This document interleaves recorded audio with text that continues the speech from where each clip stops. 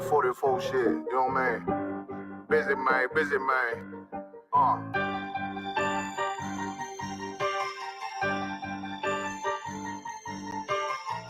Look, when that shit drop, you step all the way on their neck, step on their neck and they head with that shit.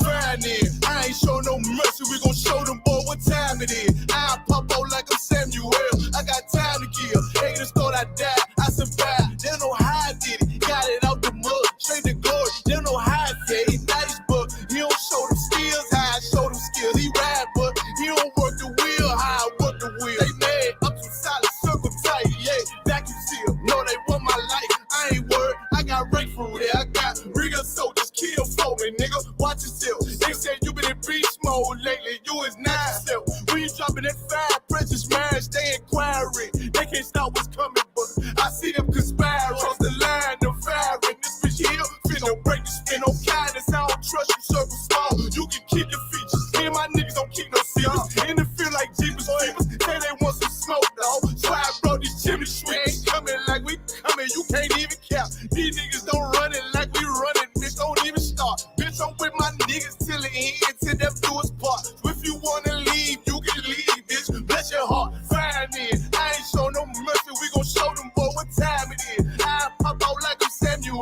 I got time to kill. Haters thought I died, I survived. They don't know how I did it, got it out the mud, straight to glory. They don't know how I feel. He nice, but he don't show them skills, how I show them skills. He ride, but he don't work the wheel, how I work the wheel. Ooh, I got a man, circle tight, yeah, back and still. I heard they want my life, I ain't worried, I got rate for real. Take over in effect, yeah, I'm fully focused. You might not see it on me, just know it's women, that bitch fully loaded. Ooh, yeah, we up and rolling. Told them I need major motion. Nigga, I'm joking, I'ma school them niggas like they baby Jody. Got it out the dust, now I'm too clean, don't know why they hate me. What you want out life, dog? Guns and butter, baby boy. U.P.K top, dog. Certified road runner. I'ma turn that E-Line to a damn tank. I got choppers stashed in the attic like they Air Frank. They had that shit on lock till I snapped on them like bolt cutters. You cannot play both sides, gotta choose your colors. See, I'm throwing that one up with that W, that's my blood, bro. Fine in.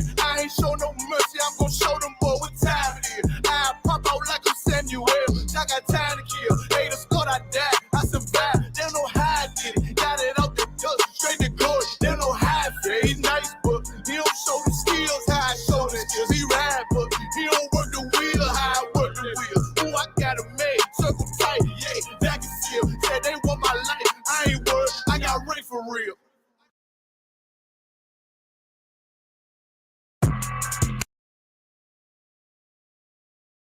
Come on up in here.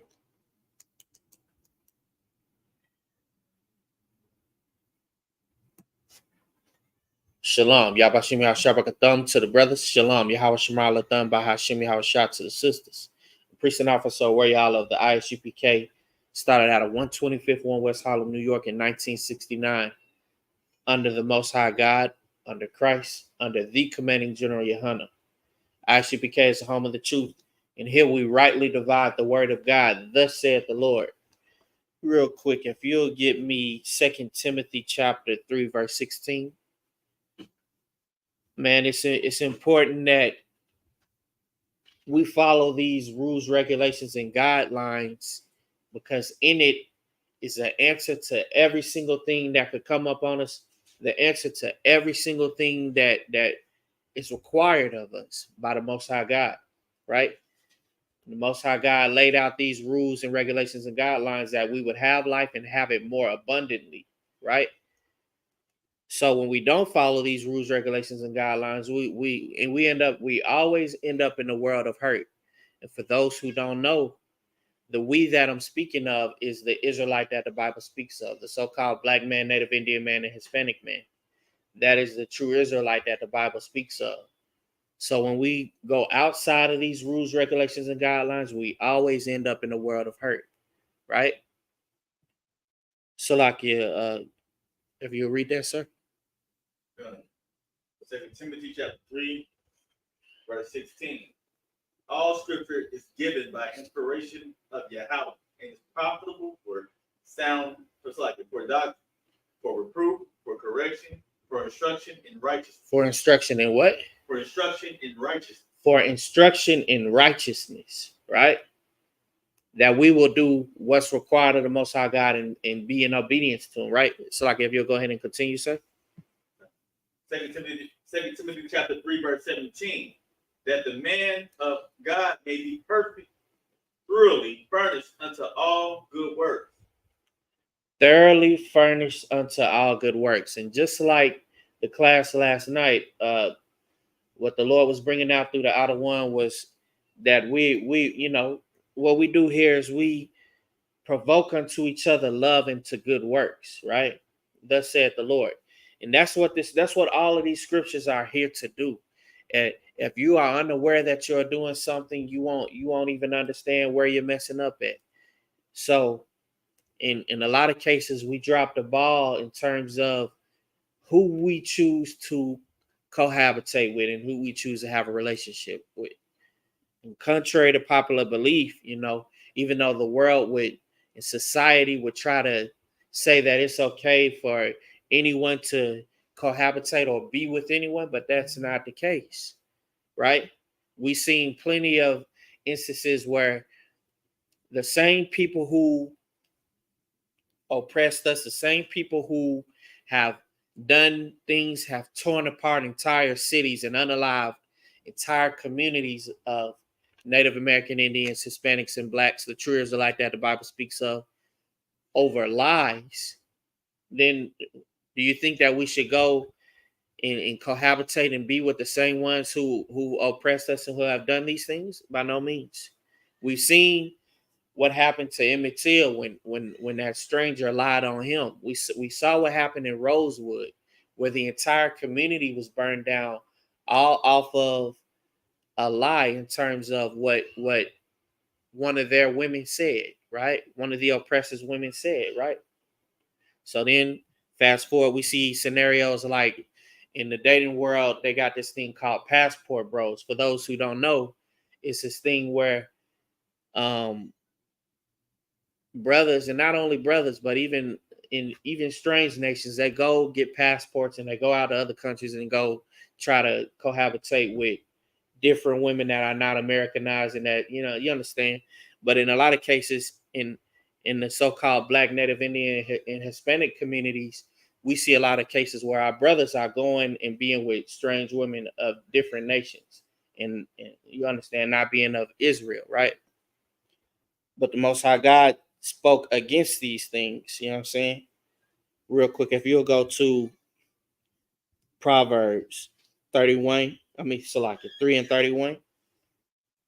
They got another thing that's called like save yourselves, black men. They got this movement in the dating world and in social media called MGTOW and save yourself, black men. They got these things where men are opting to go outside of their race and go, you understand, date outside of their race and things of this nature, right?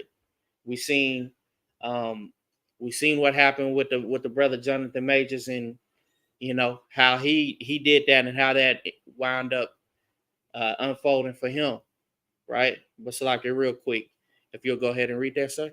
Proverbs what? 3 and 31. Proverbs 3 and 31. Envy thou not the oppressor, and choose none of his ways. Choose some of his ways. Choose none of his ways. What about his taste in women? Choose none of his ways. Choose none of his ways. Don't envy the oppressor and choose none of his ways. Don't even follow what he puts out. Follow what the Most High God said. What the Most High God said, well, we getting ready to find out. If you'll go to Deuteronomy chapter 7, verse 3.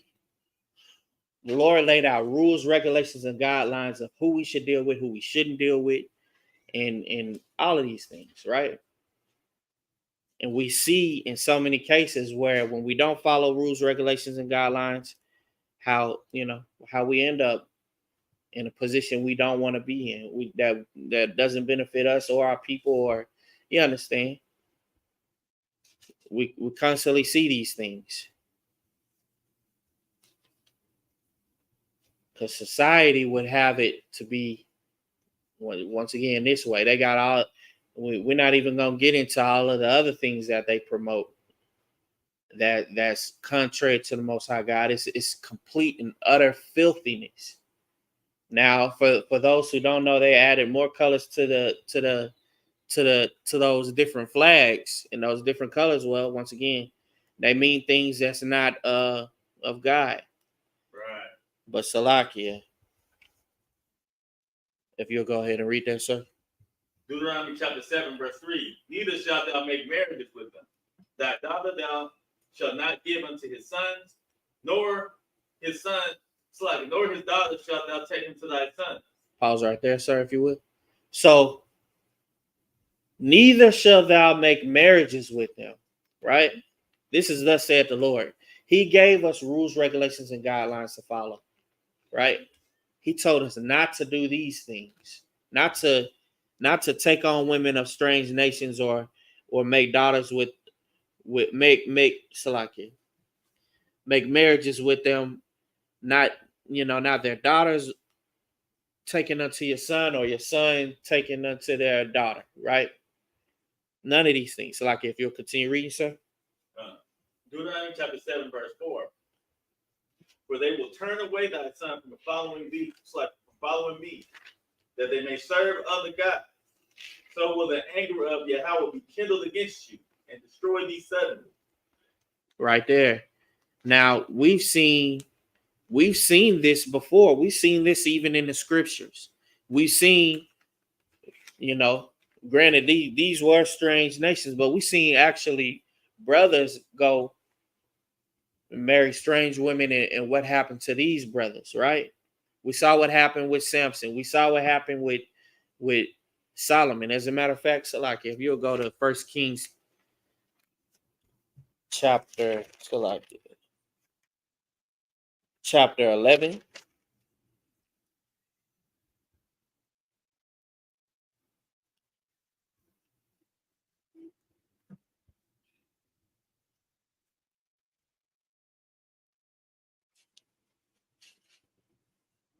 So like it, so scratch that. If you'll go to Deuteronomy 28 and 53, we seen what happened with our brothers taking on strange nations. We saw what happened with King Solomon.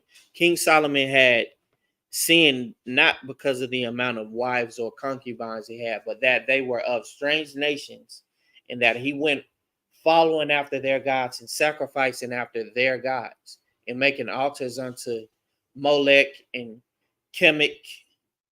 You understand? He started making idols and sacrificing unto their gods and following them. Now, we just read in Deuteronomy chapter 7 that we shouldn't do these things, right? That giving our sons or our daughters unto them will cause the Lord's anger to be kindled against us, but also that we would be led away from the Most High God by following them. You understand? Being in a situation where you now how can you serve God if you've been unalived by following or joining and aligning yourself to the strange nations? You understand? Right. How can you then do what's pleasing in the sight of God if through their hatred and their oppression and racism that they unalive you for being with one of their daughters, because they already don't like you in the first place. They already don't like the true Israelite that the Bible speaks of in the first place, right? But so like in so many cases, we get taught and cultured to, I hate to say it like this, abandon our sisters. And in the same token, our sisters are being coerced and taught to do these things, in terms of going to strange nations as well. It's not just with our brothers, it's with our sisters as well. They've been going on to strange nations as well. We've been put in such rough conditions by our oppressor that we feel like they're the only ones that's going to treat us this way or treat us that way, but that's only because of the oppression. Well, how do you know that? We're going to actually read it. So like if you'll go ahead and read that, sir. Deuteronomy chapter 28, verse 53. And thou shalt eat the fruit of thine own body, the flesh of thy sons and of thy daughters, which Yahweh thy power hath given thee in the siege and in the straitness, or with thine enemies shall distress thee. Thine who? Thine enemies shall distress thee. Pause right there. So thine enemies shall distress thee. Right? So like if you'll continue reading, sir. Deuteronomy chapter 28, verse 54. So that the man that is tender among you and very delicate, his eyes shall be evil toward his brother, and toward the wife of his bosom, and toward the remnant of his children, which he shall lead. So not only have we been put in conditions where we have in self-loathing, that means self-hate, hatred towards ourselves, but also towards our brothers. And guess what else? If we having hatred towards our brother, 9 times out of 10, we having hatred towards our women, our sisters, right? Right. And toward our children, right? So this is not just a coincidence. This is all through what's called behavioral conditioning, coercion, and also oppression. We've seen in many cases in the days of you know what I'm saying, slavery here in the Americas, where they did, you understand, they treated us like cattle. They treated us like wild beasts, or like broken beasts, like beasts that had to be broken, and they did such things to us, such horrendous, terrible things to us, forced us to, you understand, to breed like animals, like, you understand. They treated us like cattle. So like, isn't it in the Bill of Rights, or one of those things, that the slave was treated as property and treated as a beast? So like, I don't want to be misquoting it, but we were considered one third of a person, but at one point we were considered property.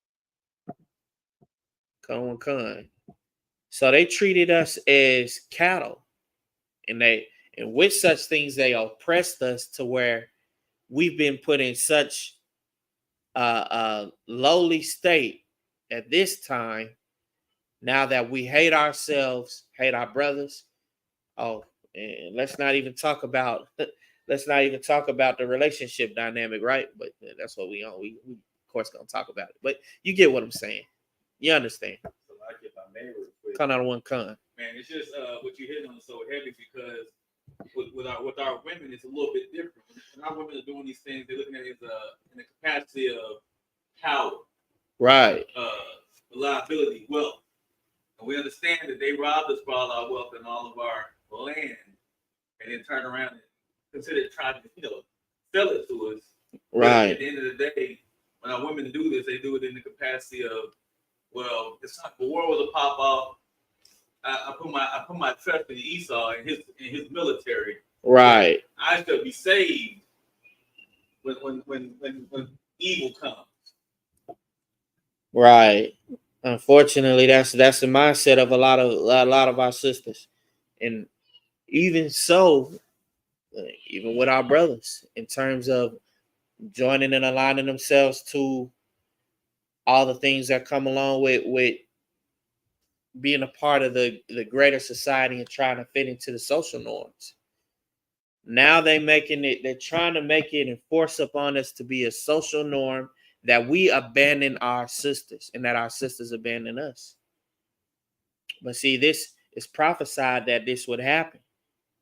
It's prophesied that we would have an evil eye towards our brother and towards the wife of our bosom, right? But so like, if you'll continue reading, we'll see about about our sisters. Deuteronomy chapter 28, verse 55. So that he will not give to any of them of the flesh of his children whom he shall eat, because he has nothing left in the siege. And in the straitness wherewith an enemy shall distress thee in all thy gates. Verse 56. The tender and delicate woman among you, which would not adventure to set the sole of her foot upon the ground for delicateness and tenderness, her eyes shall be evil toward the husband of her bosom, and toward her son, and toward her daughter. Verse Pause, 57. pause right there, sir, if you will.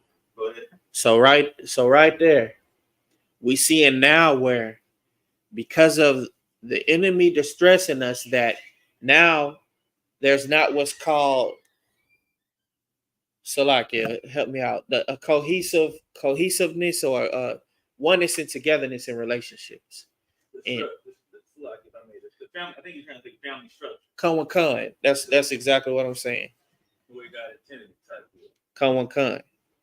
There's now a thing and an attack on. There's been an attack on the family structure even since the days before being in the captivity of the Americas. There's been attack on the family structures because, well, even back when the kings decreed that men shouldn't take multiple wives, they were destroying the family structure of the Israelites then. So they've done all of these things to put in place something that will wipe out the family structure of, you understand, what's of the Israelite that the Bible speaks of, the so-called black man, Native Indian man, and Hispanic man. Whether it was through unaliving that man or causing him to be so distressed that he is in so much mental turmoil that he can't think or focus, that now he feels the need to hate himself, hate his brother, and hate his woman. And now, of course, the same thing with the women. right. And hate the children, right? Something to destroy. And it's so crazy because they call a family with a husband and a wife and children, they call that a nuclear family, right? That's what's called a nuclear family. They do things and they promote everything to where they could have that family structure, to where they could have uh what do they call that? To where they could have that oneness and togetherness in that family structure. And they do things to oppress us where we're not having these things. Where we get to a place where we don't desire these things. They push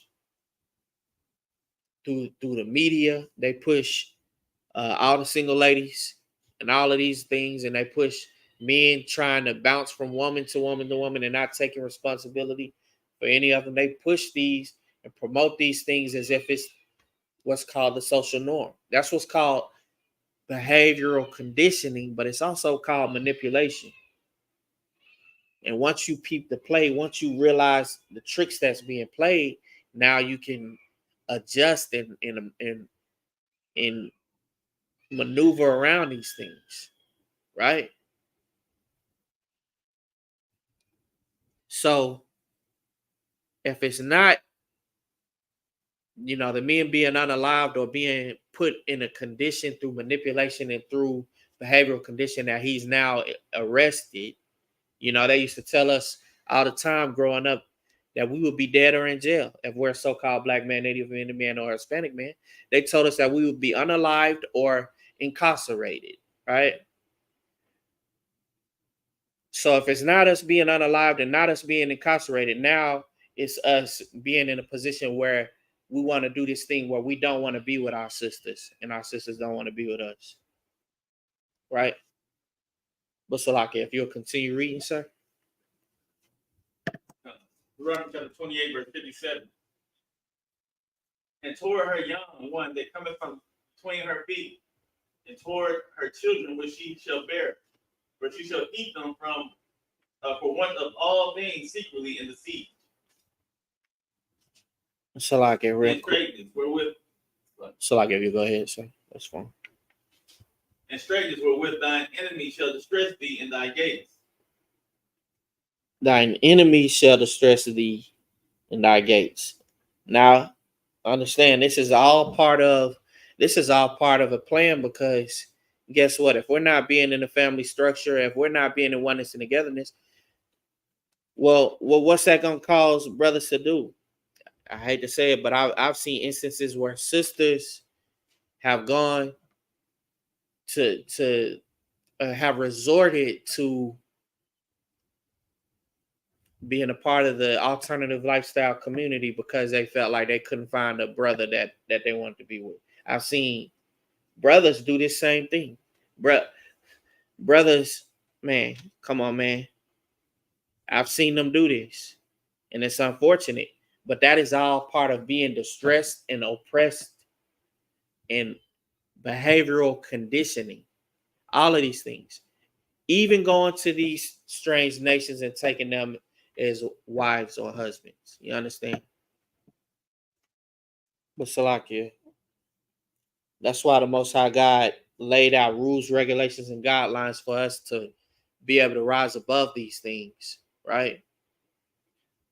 It's been such an attack on us as a people and for us to do what's pleasing in the sight of God. You understand? But Salakia, real quick. Brothers, it is a requirement of the Most High God that you rule over your household and that you be in the position that the Most High God would have you to be in. Of course, with you know what I'm saying, with an Israelite, with a sister that is an Israelite and not any of these strange nations. But once you come into the knowledge of what's now taking place and all of these things that have befallen us as a people, well, it's just like as if you were dropping $100 bills out your pocket. If you didn't know these things was happening, if you didn't know what was going on, if you was thinking that you were blinded by just flowing through life and going through the motions, and you understand, you didn't realize what was going on. Well, now this is us informing you of the things that have taken place to put us in these conditions, to put us in spots where we now been behaviorally conditioned to hate our sisters, to hate the wife of our bosom. You know what I'm saying? And for our sisters to hate us. You know what I'm saying? But real quick, once you come into the knowledge of now whom you're supposed to be dealing with and who you're supposed to be with, well, now it's for you to know how and in what capacity the Most High God would have you to be in that position. The Most High God would have you to be in a position where you first learn what's pleasing in the sight of Him, to where you learn who you are, thus said the Lord, and to where you would follow these law, statutes, and commandments that you can now have the wisdom, because that's what fear of the Lord is. The start of all knowledge, wisdom, and understanding is fear of the Lord. You understand?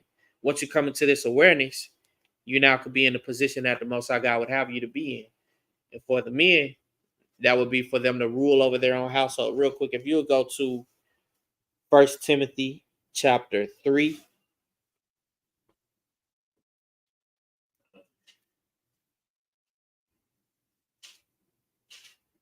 And you can start at verse 1. 1 Timothy chapter 3, verse 1. This is a true saying. If a man desire the office of a bishop, he desireth a good work. Verse 2.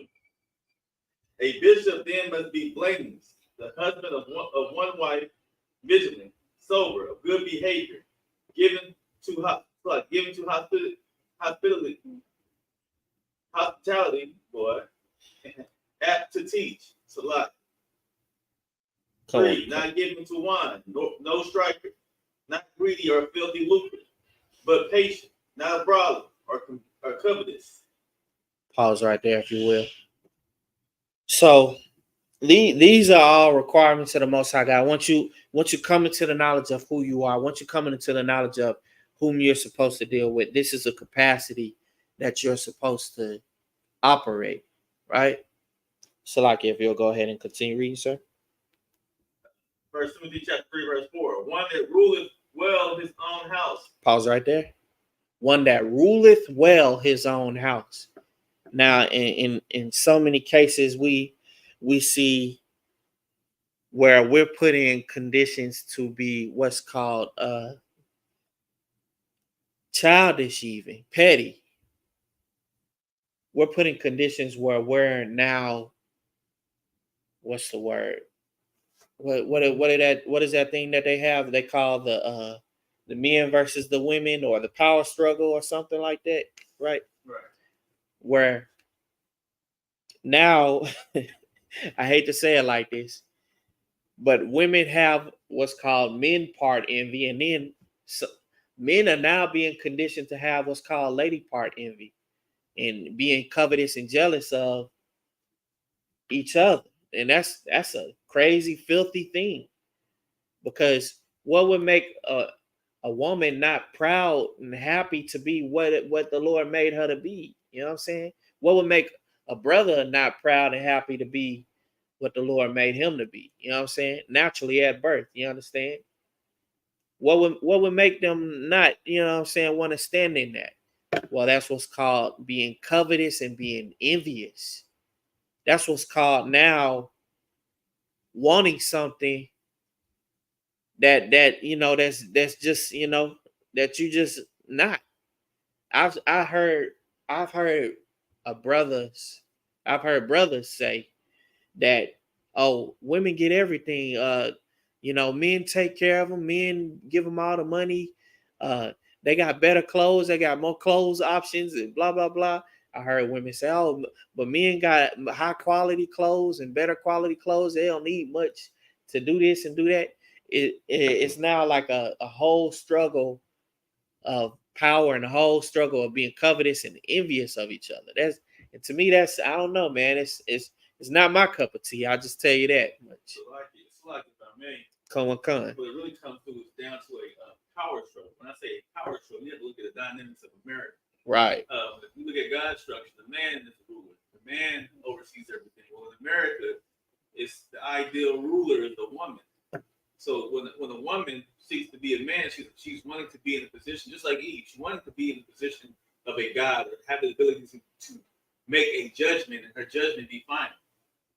And a man, well, if women rule the world now, it only makes sense of a man wanting to now assume the position of being a woman, because he feel like they dance the book that Beyonce song, "Who Runs the World?" Right. Right. That's almost their anthem. Right. I'm not talking about the women. I'm talking about the dudes that want to be with. Right. You see what I'm saying? It's just that psychological. It's just a power struggle. They just, right. A lot of people with a lost identity have an identity crisis times two. Oh man. You know what I'm saying? What the Lord just brought out to you through you was so heavy, because it's so many different now. It's so many different categories, because they not saying who run the world women. They say who run the world girls. They trying to gear young ladies. I mean, from kids who run the world. They saying girls run the world, right? They want, come on, man. All of the things that they put in place, and all of the behavioral conditioning, all of the struggles for power. You'll even realize that that's a part of the marriage contracts today. A marriage contract or a marriage license is actually a certificate of ownership. But okay, if it's a certificate of ownership, if we look at all of the things that have taken place and all of the relationship dynamics across the board, no matter what nation it's in, here in the Americas, and even now being more broad spread across the world now, they have this thing, what they call Americanized mindsets, right? Where even the from the east to the west, everyone is operating like America in terms of these things. But it's even in a marriage contract that it's in a marriage license, that's a contract of ownership. Ownership to who? If we know they're not opting for what the Most High God said, for a man to be in rulership, for a man to be in stewardship of his house, then we now know that a marriage license and a marriage contract here in America is our certificates and ownership of the women owning the men. If we, you know, and that's not thus saith the Lord. That's not scriptural. You understand? So, like, if you'll go ahead and read verse 4 again, in 1 Timothy chapter 3, verse 4. One that ruleth well his own house, having his children in subjection with all gravity. If you'll continue reading, sir. Verse 5. For if a man know not how to rule his own house, how shall he take care of the church of Yahweh? Right there. So you've been put in a position where now, of course, where you don't know who you are, you don't know what the requirements of the Most High God is, or what capacity you are to be within your own household. You know, so many brothers and sisters in the world and in Christianity talk about having a personal relationship with God. And even those who call themselves the conscious community or spiritual will say that they have a personal relationship with God. But we know and we understand that there's no private interpretation of these scriptures. You understand? But also that the oppressor made things so personal that even all the way down to the home dynamic, you're not seeing where you're manipulated and oppressed, right? I mean, this is some heavy stuff, because if you're not even doing what's pleasing in the sight of God in your own household, how can you then do it in the church? How can you then call yourself being spiritual or being, you understand, being of Christ, being of the Most High God? You understand? But Salakia, real quick, if you'll go to Ephesians 5, Salakia, I believe it's 5 and 25.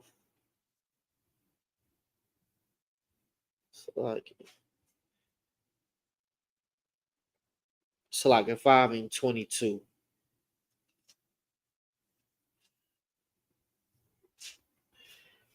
Ephesians 5 and 22, because this is the structure that the Most High God laid forth. Once you now know who you're supposed to be dealing with and who you're supposed to be with, and of course, if you're a man, supposed to be dealing with a sister, someone of the 12 tribes of Israel, the so-called Black woman, Native Indian woman, and Hispanic woman, including Haitian and Jamaican. You understand?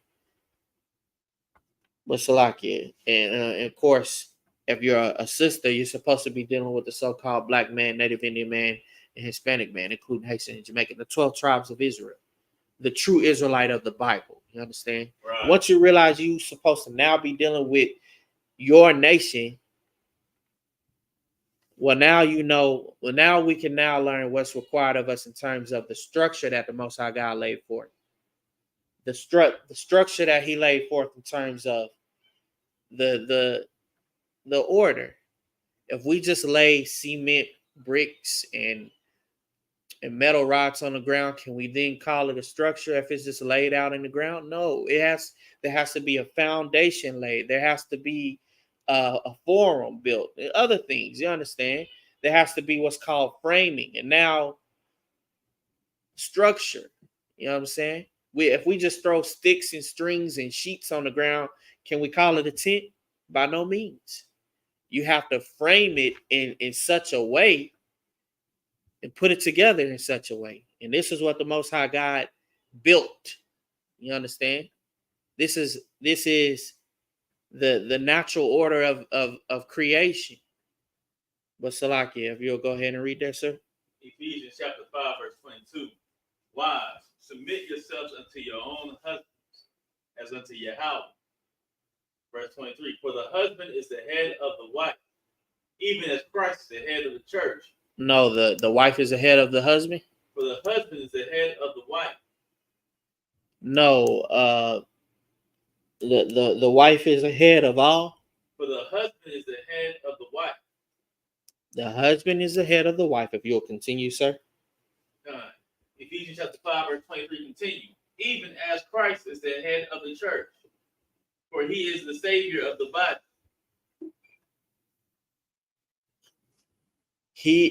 Christ is the savior of the body, right? Christ is the head of the church. Now, understanding the structure, Christ is the head of the church. The husband is the head of the house, the head of the, you understand, the home. Now, meanwhile, we see in so many cases where it's putting so much disarray and so much distress that that's not what it's been. That's not what it's been. And we see that. We even see that in, Salakia. It's been plenty of sisters, even that's in the world, that have some kind of modicum of this natural structure that God laid forth, that they sometimes check themselves. But with all of the social media, with all of the media and all of the things that's pushed out there, being a city girl or being Miss Independent and all these things, they push on our sisters to not say they not want a man and don't need a man, right? And all of these things, right? But so, like, if you'll continue reading.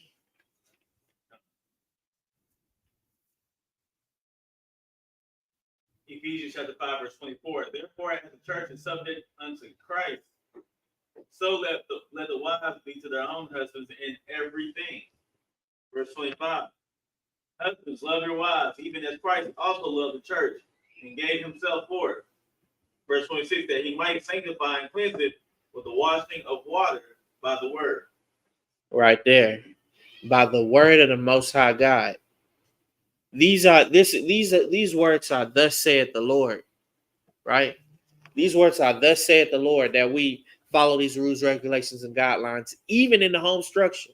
So many brothers and sisters talk about this personal relationship with God, but the Lord made it so personal. He gave us guidelines on what we should eat, how we should dress, how we should live, who we should set king over us, right?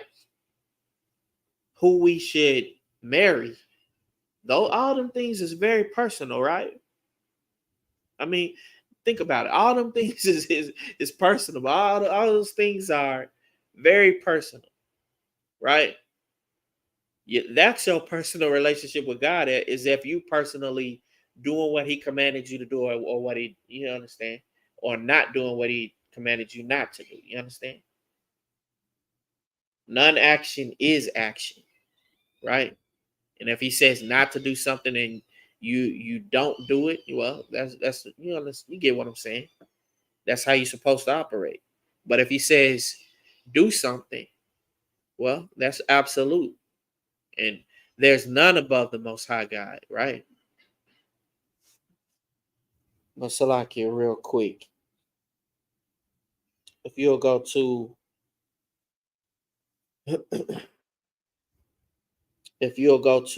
First Corinthians chapter 11, verse 3. Because this is thus saith the Lord. This is the order that the Most High God set forth. So, like, if you'll go ahead and read there, sir. 1 Corinthians chapter 11, verse 3. But I would have you know that the head of every man is Christ, and the head of woman is a man, and the head of Christ is Yahweh. Verse 4. Every man praying and prophesying, having his head covered, dishonoreth his head.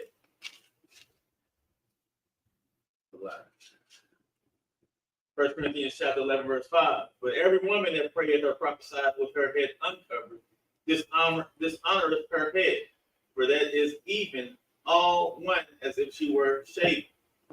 Pause right there, sir. So the head of every man is Christ, and the head of the woman is the man. This is the structure that the Most High God laid forth with. Of course, the Most High God being up top, Christ, man, husband. I mean, so like a man, wife, and then children, right? So like if I may, Come. what you bring that so heavy. It's another thing that women do. You mentioned a man's rule over his wife. Women automatically assume when you say rule, they why I gotta be a slave? Why I gotta do this? Right? They had this mindset that when a husband ruling them is the worst thing in the world. Right. So they can get fresh, they can jump, do everything they want to get to work on time and work for their master. Right. And don't question, don't bat an eye. Do it with all pretend. Let's say they don't want to do it. That's what they do. They still do it. Right. They'll smile on their face.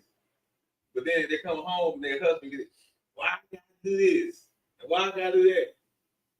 50-50. Man. You know what I'm saying? The world is constantly pushing this idea of 50-50. Right. When Scripture says we should be one. What does that mean? The husband rule, it means he's the heart, he's the brain. Right. He's the decision maker. You can make suggestions all day long, but once he makes a decision, that's it. Right. You have to see a body that goes in two separate directions. You have a thought. Well, I think we should go this way, and your body splits up and goes two different directions. Right. That's what women think. That's what compromise is. I mean, you wouldn't go across the bridge as compromise. Why would you have compromise in your relationship? Right. It just baffles me how women think sometimes. Right. And it's really messed up because we've been put in such a condition of being oppressed and distressed by our oppressors that our sisters naturally think that doing things for us now has to be oppression as well, because they've been so oppressed and destroyed by our oppressors, because there's more than one oppressor. Understand that there's more than one oppressor, and all of our oppressors have conditioned us to be in such a harsh condition that now we can't even ask our wives to pass us, our ribs to pass us a spoon without a you know.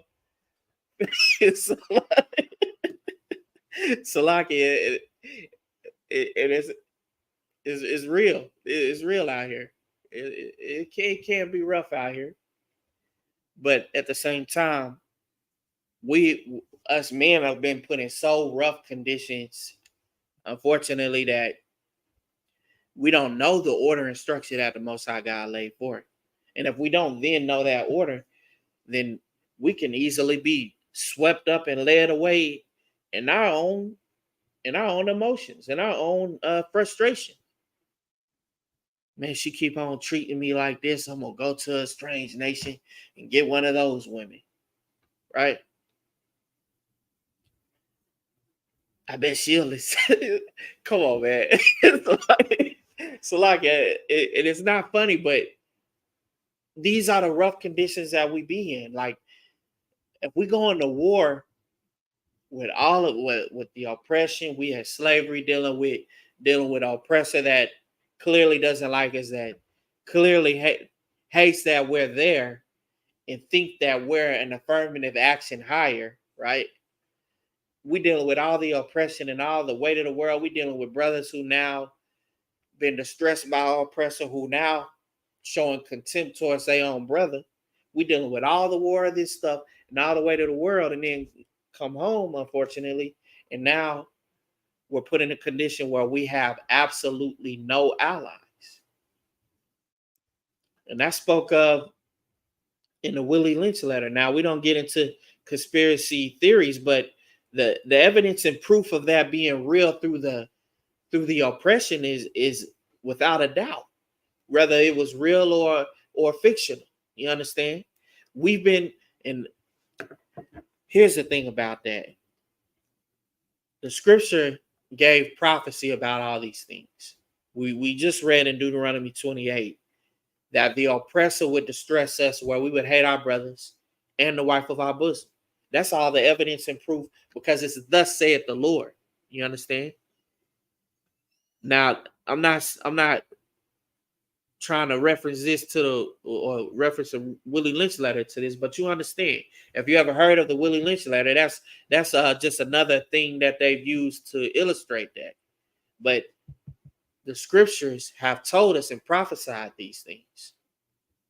We've been put in such a lowly state, in such a distressed state, in a state of so like what's that, those code red.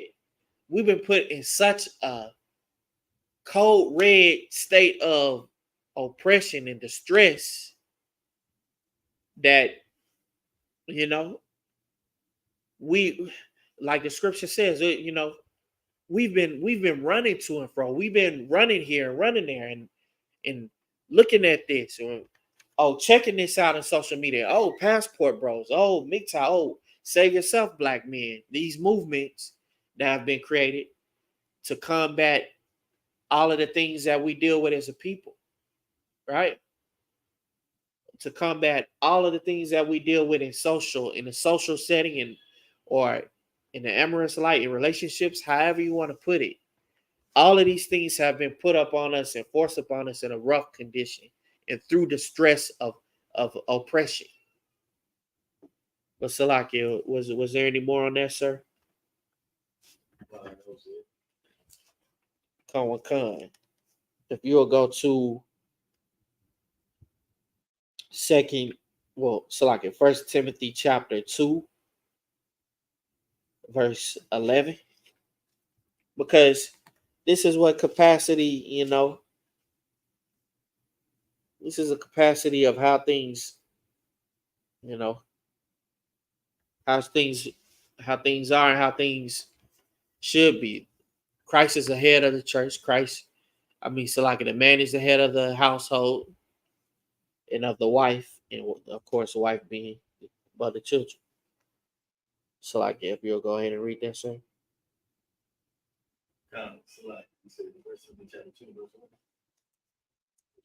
Verse 11.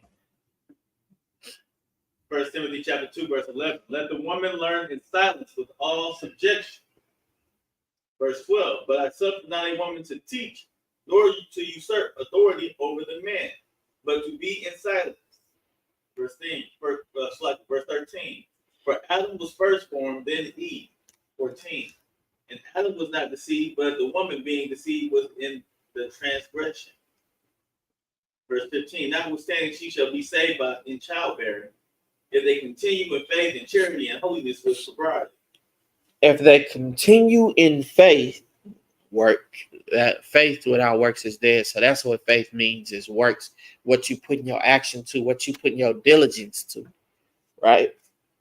And in charity, in love, well, that's oneness and togetherness. That's family structure. Because and love is also righteousness. Understand that love is also correction as well. But if they continue in faith and in charity and in holiness, that's being different, being separate. That's not being a part of the societal norms, not being a part of, you understand, the status quo, not being a part of what society would push upon you. Because what they would push upon you, oh man. So like, yeah, society would push up on you to y'all ever seen that show called Strange Addictions, where people was marrying inanimate objects? Oh yeah, I knew ever since I saw my phone Sally that we could be together forever.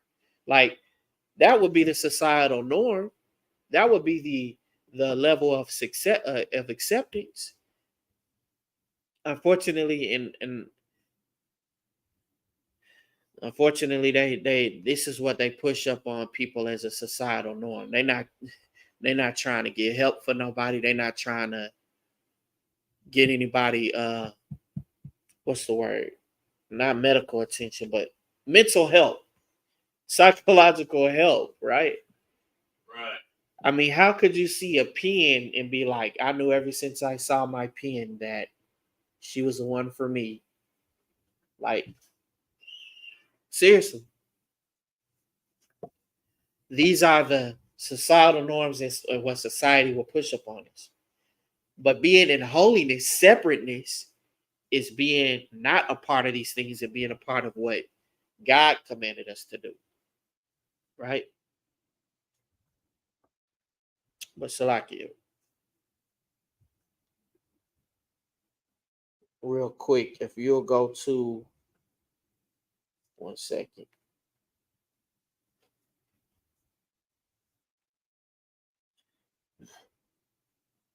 if you'll go to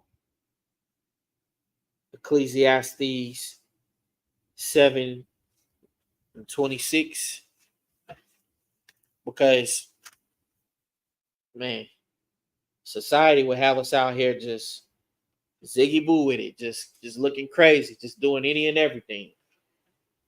And of course, they had a book called the DSM. I believe that's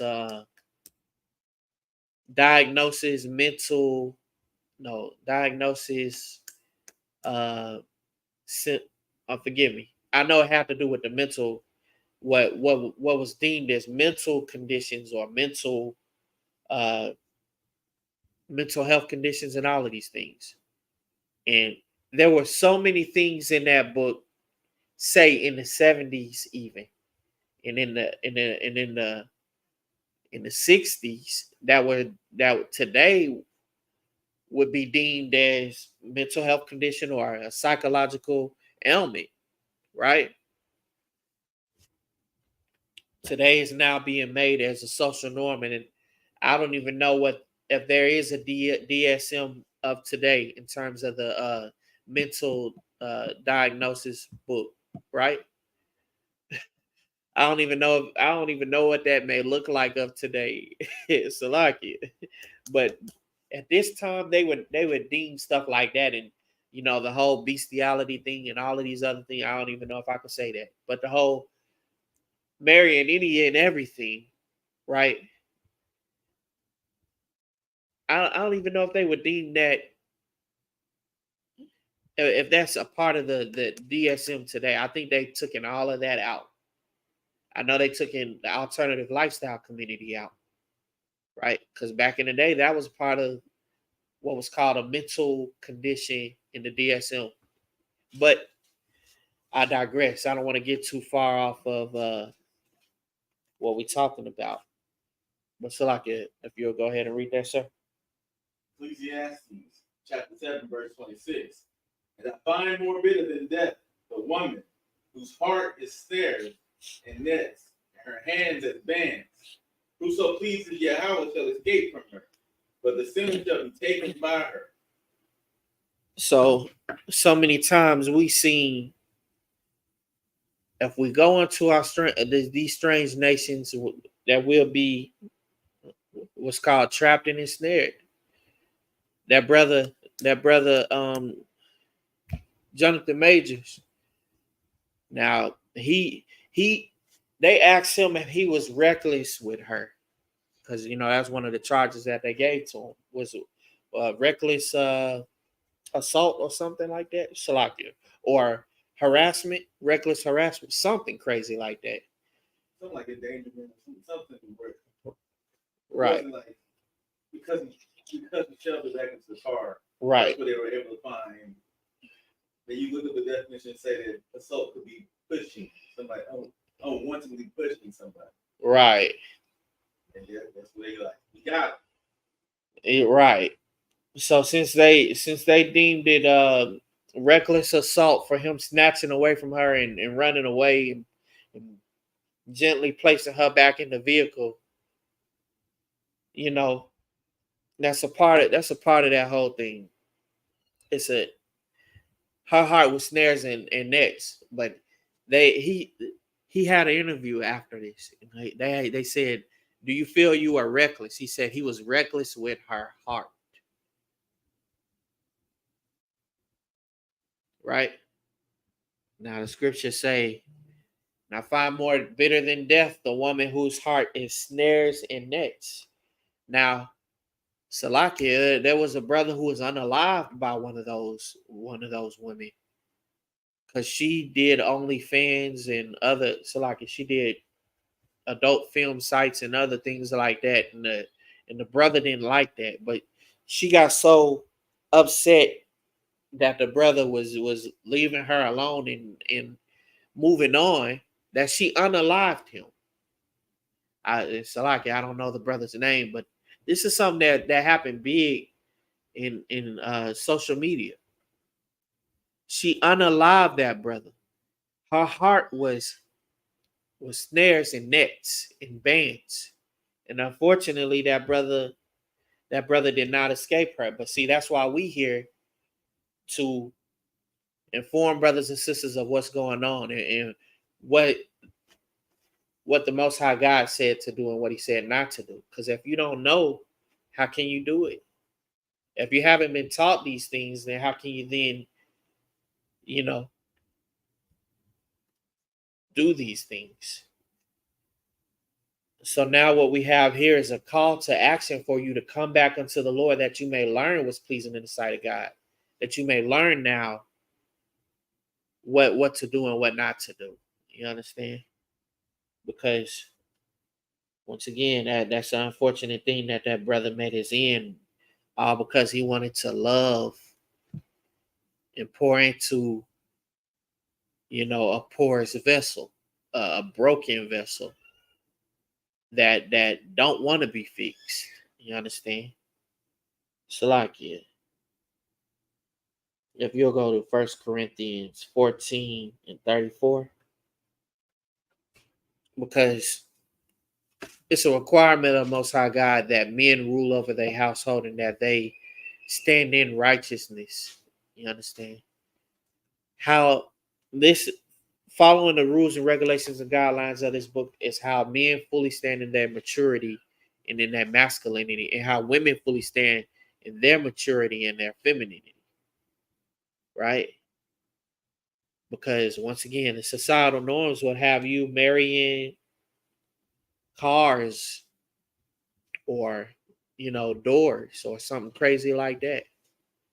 Chandeliers. I've seen it.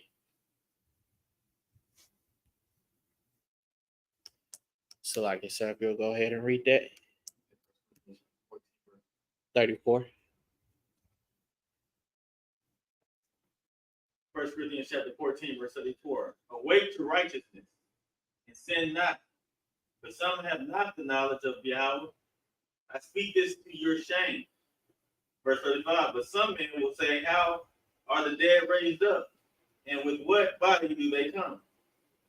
Verse 36. Thou fool, that which thou sowest is not quickened, except it die. And that which thou sowest not the body that shall be, but bear grain. It may chance of wheat or of some other grain. Verse 38. But Yahweh gives it a body as it hath pleased him, and to every seed his own body. So I give you a pause right there, sir. Because the Most High God laid forth rules, regulations, and guidelines. And if we are the body of Christ. But also Christ had likened the church unto his bride. And just as Christ gave his life for the church, for the chosen Israel, you understand? That's what church really meant, the called out ones, Ecclesiastes. That's what it really means. But men are to be in a capacity of standing in righteousness and the boldness of righteousness, to be willing to unalive or be unalive to protect what he's in stewardship of, right? But so like I said, was that 1 Corinthians or 2 Corinthians? That was 1 Corinthians. Con. I was looking for the let your women keep silence in the churches.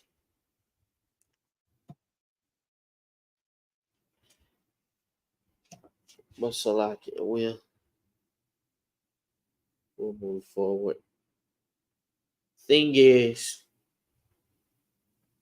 society has forced upon us to have such clamorous and manly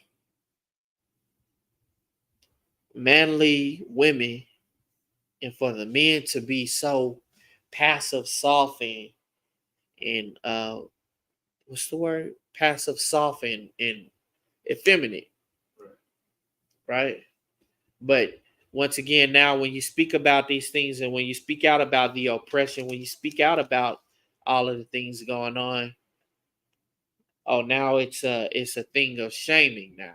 It's a thing of, you know, oh, don't you say that. Don't you shame people for doing what they do. Don't you shame anyone that they want to marry in a pen or marry something crazy, right? Don't you shame anyone that they want to do these wicked and filthy things that's not pleasing in the sight of God, right? They got this thing that they call freedom of self-expression and freedom of expression where everyone can say almost and do anything. But once it comes to telling it like it is or something like that, then now they call it shaming language or not freedom of expression, right? Come on, come on. 1 Corinthians chapter 14, verse 34. Let your women keep silence in the church, for it is not permitted unto them to speak, but they are commanded to be under obedience, as also saith the law. Okay, right there. They are commanded to be under obedience, as also saith the law. Now, once again, the law would be that the man would be the head of the household, that the man would be in stewardship and leadership of his wife and children. You understand? These are the requirements of God. And once again, if you never knew these things, if you was never taught these things, then you're gonna be in the capacity of being like, oh, I just I follow any and everything she say, or I split things down the middle and and have this thing that they excuse and that they try to label as equality, right? But equality, where's the equality in nature? If it's a tiger in front of you or a bear in front of you, would it then be a equality for the men to shriek in a high pitched sound and duck behind this woman? I saw a video where an avalanche, unfortunately, uh, you see an avalanche coming, and a father stood there and let the family say, he told him everything was fine. He even held his son in place. But then when he saw that things, granted this was a stranger, but when he saw that things wasn't fine and the avalanche was coming, he left his son and his wife there. He ran and he left them. After he forced them, oh no, it's okay, stay right here, everything's fine. After he left them, after he made them stay, he then left them to, be unalived by the avalanche coming, the ice slide coming. Right? He got unalived, but they got unalived. They got unalived and he ran. No, I was gonna make sure. I thought he may have been paroled or something. So like, no, he held them in place, telling them and assuring them that everything was fine. And then, unfortunately, he left he left his wife and his son after he held them there and told them that everything was fine. And this is why we rely on what the Lord says. This is why we follow what the Lord says, because guess what? The Lord would have us to operate in a capacity to have the foresight to you understand, to move accordingly, to move in the right way. What's like the thing is, so many of our sisters are being conditioned to be clamorous and just share everything and just talk so much in terms of, especially in Christianity, they just want to stand up and tell their stories about when they went to the grocery stores and all this stuff, right? But in terms of the church, women ought to keep silence in that and to be up in subjection to our own husband. But so like, if you'll go to Ephesians, so like, not Ephesians, but Proverbs 31.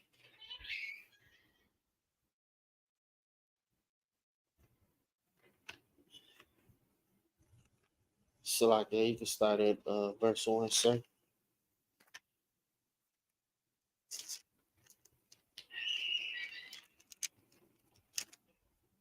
Proverbs chapter 31. The words of King Lemuel, prophecy that his mother taught him. Verse 2. What, my son? Oh, so like if you'll go to verse 10, so like Proverbs 31, verse 10. Who can find a virtuous woman? For her price is far above rubies. Verse 11. The heart of her husband doth safely trust in her, so that he shall have no need of spoil. Verse 12. She will do them good and not evil all the days of her life. 13. She seeketh wool and flax and worketh willingly with her hand. Verse 14. She is like the merchant ship. She bringeth her food from afar. Verse 15. She riseth also while it is yet night, and giveth meat to her household and a portion to her maiden. Verse 16. She considereth a field and buyeth it. With the fruit of her hand she planteth a vineyard. Verse 17. She girdeth her loins with strength and strengtheneth her arms. if you'll pause right there. So after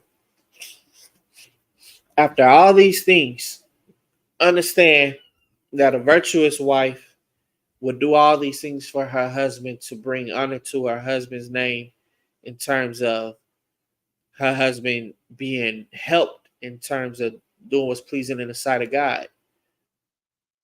But unfortunately, due to our rough conditions, our sisters have been put in a condition to where if we even ask them to pass us a spoon or a utensil, it's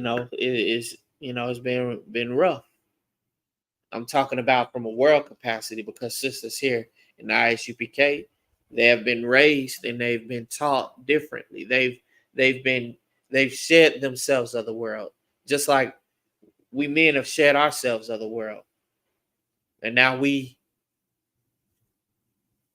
rightly divide the word of God, and we live righteously before the Lord, informing our brothers and sisters of the truth of the Lord. You understand? Right. And with that comes now the awareness and the righteousness that the fear of the Lord brings, because that's the start of all wisdom, knowledge, and understanding. Is fear of the Lord and obedience unto the Lord. So even from a world standpoint, if a man was in a relationship with a woman that was just doing a whole lot of things and this, and that, this is what's most important of all. This is what's most important of all in terms of the women that you choose to be with. And understand that all of the laws and statutes of this book pertaining to Israel, not strange nations, not nations of all the others, but to Israel, right? But Salaki, if you'll jump down to verse 30, because even after all of these things, if it's done from a worldly standpoint without the knowledge of the truth, it's now then it's now just going through the motions. And this will explain why. Salaki, if you'll go ahead and read that, sir. Proverbs 31 and 30. Favor is deceitful, and beauty is vain. Pause right there. Favor is deceitful, and beauty is vain. All of these things, oh, I do this and I do that and I blah, blah, blah. If you're not having the knowledge of the truth, and if you're not moving at the capacity of knowing why now to do these things, and you would, and that man being a man that is of the Lord, if he not being of the Lord, y'all going through the motions of life. If y'all not following these laws, statutes, and commandments, if y'all not coming in and learning what it is that the Lord requires of you, and how you should then live, and how you should then think and speak, and you understand. And if you're not in the capacity of making your entire existence be unto the Most High God, you simply going through the motions of living this thing that they call life. But in the capacity of a relationship with, in terms of the sisters, even if they do all of these things in Proverbs 31, favor is deceitful and beauty is vain, right? So, like, if you'll continue reading, sir. Proverbs 31:30 continue. But a woman that feareth Yahweh, she shall be praised. But a woman that feareth the Lord shall be praised. Right? So, like, if you'll go ahead and continue reading, sir. Proverbs 31:31. Give her of the fruit of her hands, let her own works praise her in the gates. Okay, right there. Let her own works praise her in the gate. Let the fruit of her hands, speak for her. This is,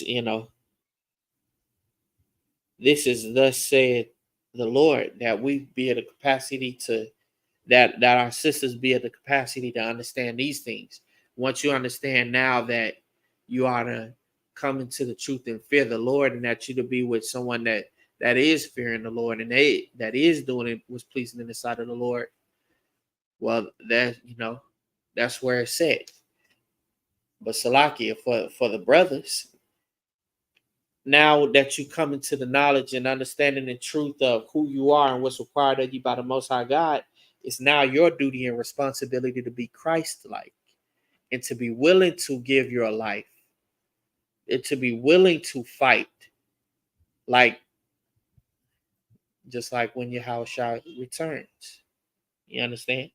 But Salakia, real quick, if you'll go to John chapter 14,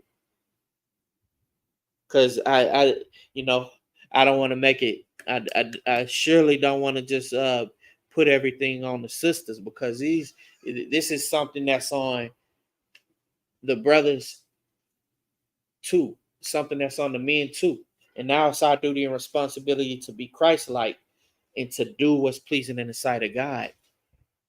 That we can be at the capacity that the Most High God would have us to be at. So, like, if you'll go ahead and read that. John chapter 14. Verse 1. Verse 1. Let not your heart be troubled. Ye believe in Yahweh, believe also in me. Verse 2. In my Father's house are many mansions. If it were not so, I would have told you. I go to prepare a place for you.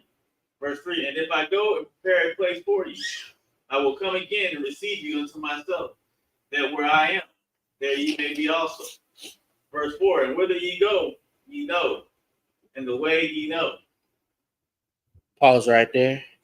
So it's our duty and responsibility to follow the Most High God and to follow in Christ's footsteps, leading the example that Christ left by being in complete and utter obedience unto the Most High God, right? So, like, if you'll continue reading, sir.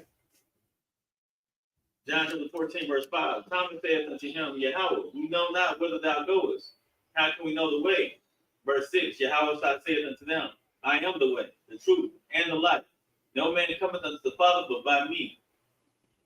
Verse 7. If ye had known me, ye should have known my Father also. And from henceforth ye know him, and have seen him. Verse 8. Philip saith unto him, Yahweh, show Philip said unto him, Lord, show us the Father, and if it sufficeth us. Verse 9. Yahweh said unto him, have I been so long time with you, and yet hast thou not known me, Philip? He that hath seen me has seen the Father. How sayest thou then, show us the Father? Verse 10. Believest thou not that I am in the Father, and the Father in me? The words that I speak unto you, I speak not of myself, but the Father that dwelleth in me. Pause right there.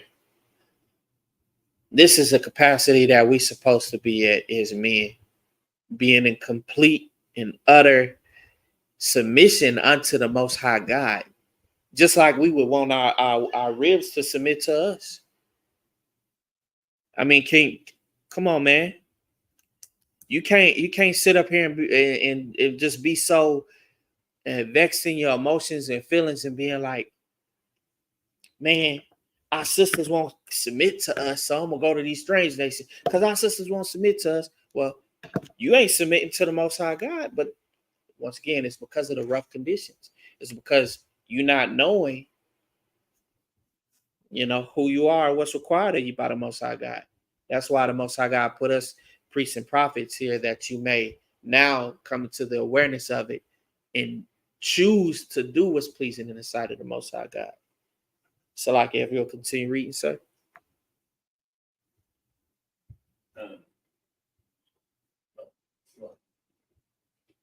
Verse 11. John chapter 14, verse 11. Believe me that I am in the Father, and the Father in me, or else believe me for very work's sake.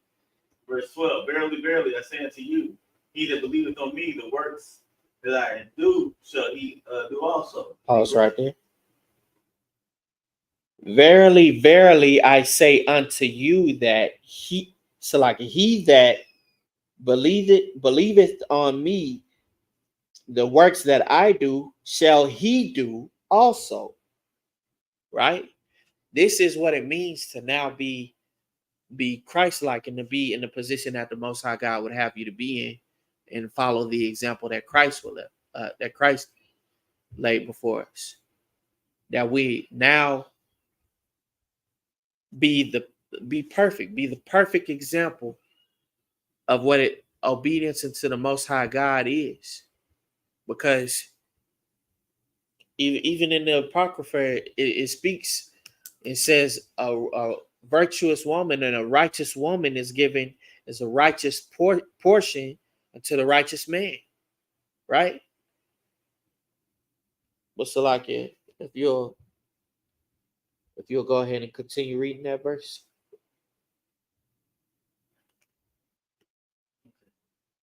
John chapter 14, verse 12. Verily, verily, I say unto you, he that believeth on me, the works that I do shall he do also, and greater works than these shall he do, because I go unto my Father. Verse 13. And whatsoever ye shall ask in my name, that will I do, that the Father may be glorified in the Son. Verse 14. If ye shall ask anything in my name, I will do it. Verse 15. If you love me, keep my commandments. Pause right there. But if you love Christ, if you love the Most High God, keep his commandments. That's what's required of us as a people. And that's how we overcome the rough conditions of any tactics and anything that could come upon us. Even in the relationship dynamics and even in the quote unquote community dynamics of so-called Black men, Native Indian men, and Hispanic men, and our women. And you understand our relationships toward each other, our attitudes and our thought processes towards each other.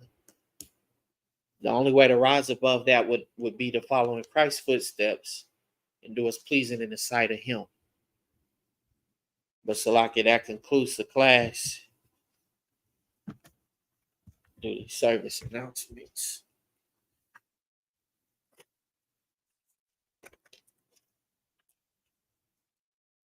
We are the I.S.U.P.K. started out of 1 West 125th Harlem Street, New York. Rule for new brother or Salaki, new brother and sister.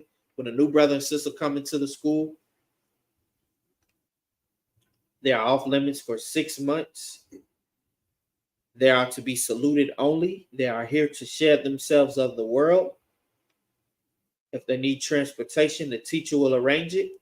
After 6 months, if a brother or sister has an interest in a particular brother or sister, he or she will get permission from the head to marry. So like to speak to that brother or sister. There's another 6 months in which the brother and sister will court each other. After this 6 month period, the brother and sister will get permission from the head to marry. Tithes, which is a commandment found in Numbers chapter 18, verse 21, and Malachi chapter 3, verse 8 through 10. Ma'ashara, which means 10th in the Hebrew. 10% of every penny of increase that the Lord gives you, give to the Treasury Department or priest or teacher priest fund. Free will offering, not mandatory whatsoever amount you would like to give. Holy convocations coming up will be the Feast of Purim. Men of Israel, Imagine, which means stand. Mata Shabbat, Imagine, Barak, Yahweh Shem Yah Shabrakathum. Yadimata, Sar, turn. Courtesy salute to the sister men of Israel. Mata Shabbat, Imagine, Barak, Yahweh Shem Yah Latham Shem Yah Shah. Yadimata, dismiss.